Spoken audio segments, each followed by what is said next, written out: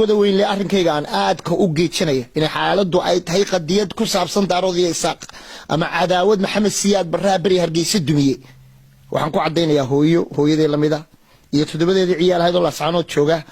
ayuu madaafiicdii muuse uu ka soo ridayay gooja cadde madfac ku dhiftay gurigii ninkii guriga iska lahaa hadda ninkan aad arkaysaan odayga horta dad baan arkay u riyaaqsan oo le wallahi waa runtaa waa isaaq noocii ugu miirka qabay dadkana ku jira laakiinse dadka waxaad arkaysaa inaanay dadku hadalku meesha uu socdo inaan looba fiirsanayn iminka muuqaalkan aad arkaysaa maxaa ku jira waxaa ku jira uu leeyahay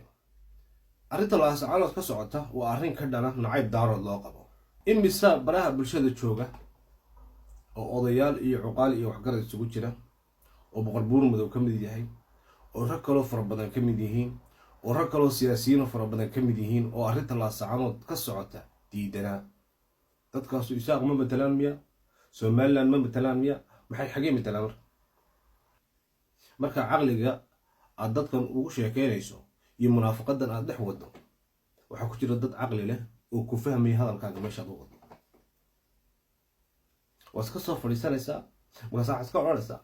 isaaq wuxuu necab yahay daarood war dadkaan isku diri maanu ku odhan lahaa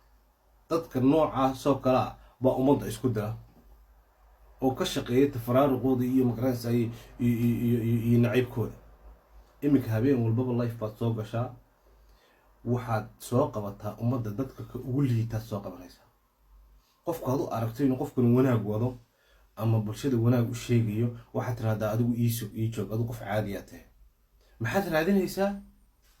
laba qof oo labada reerood ka soo kala jeeda oo dadka caaya oo bulshada sii kala fogeeyad ka dhex raadinaysaa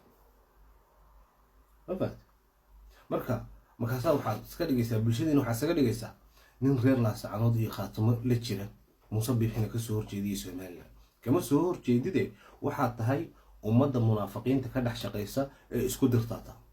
ee ka dhex faa'iidaystay fuyuuska ka dhex raadiyay